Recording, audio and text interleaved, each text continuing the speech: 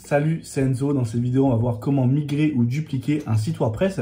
Ça peut être utile, par exemple, si vous avez créé votre site en local et que vous souhaitez le migrer en ligne. Ça peut également être pratique si vous êtes freelance et que vous souhaitez gagner du temps. Et bien, vous allez pouvoir créer une version de base de votre site en installant tous les plugins, en créant les pages indispensables. Et ensuite, une fois que vous aurez créé cette version de base, eh bien, vous pourrez la dupliquer et gagner du temps à chaque fois que vous créez un site pour un client. Donc pour cela, on va utiliser une extension gratuite qui va permettre de dupliquer votre site en quelques minutes. Et juste avant de commencer, si vous souhaitez développer vos compétences sur WordPress, je vous invite à vous abonner à cette chaîne, comme ça vous ne louperez aucun tuto.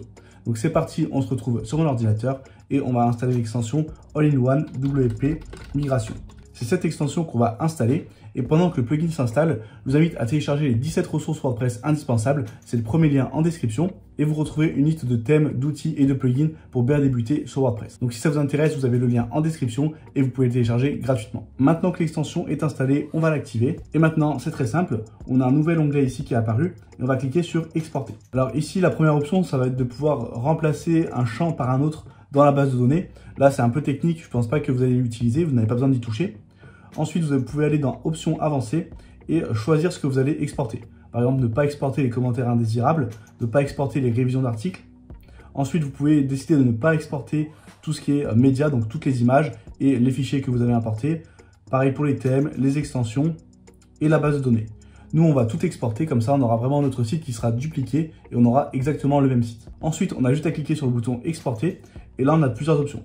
Soit on peut directement télécharger un fichier sur notre ordinateur, soit on peut choisir un stockage distant, par exemple Dropbox ou Google Drive. Nous, on va télécharger le fichier directement sur notre ordinateur, donc je clique sur Fichier.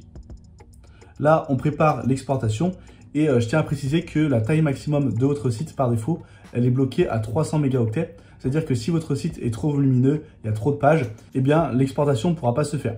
Donc pour cela, il y aura plusieurs options pour augmenter la limite et pouvoir dupliquer n'importe quel site. On en parlera en fin de vidéo.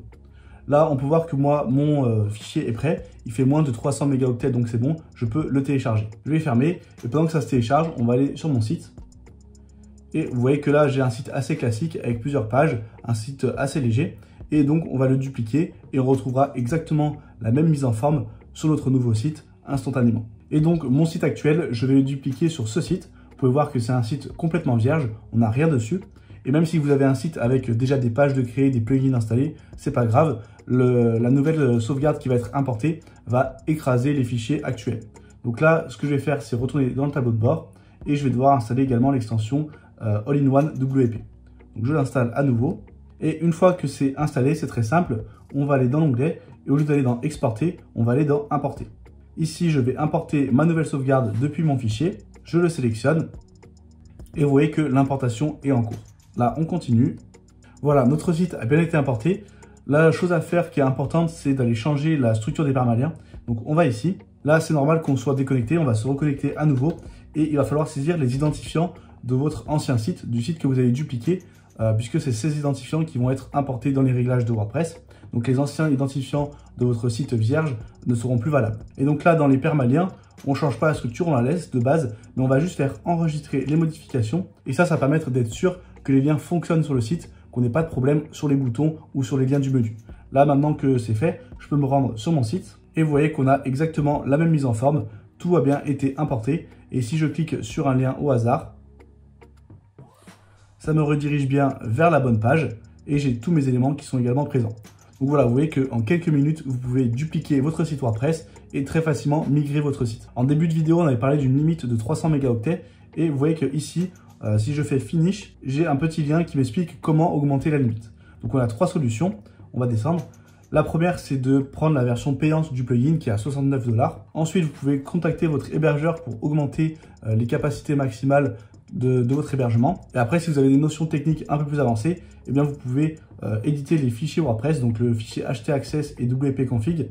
Et là, vous allez pouvoir augmenter manuellement la taille maximum de la sauvegarde et mettre la taille de votre site. Par exemple, si votre site fait 500 mégas, eh bien, vous allez ici mettre 500 mégas. Il y a tout qui est expliqué ici et vous allez pouvoir le faire assez facilement si vous savez comment modifier les fichiers WordPress. Si vous êtes débutant et que vous ne savez pas comment modifier les fichiers WordPress, je vous recommande de passer par l'extension payante qui est à 69 $ si vraiment vous avez un site qui est volumineux et que vous voulez le dupliquer. On arrive maintenant à la fin de cette vidéo, j'espère qu'elle vous aura aidé à comprendre comment dupliquer un site WordPress. Si c'est le cas, n'hésitez pas à liker et commenter pour améliorer le référencement de la vidéo. Si vous n'êtes pas encore abonné à la chaîne, vous êtes libre de le faire dès maintenant en cliquant juste ici. Et si vous débutez sur WordPress, je vous conseille de télécharger 17 ressources WordPress indispensables. C'est le bouton juste en dessous. Et vous retrouverez une liste de thèmes, de plugins et d'outils pour bien débuter sur WordPress.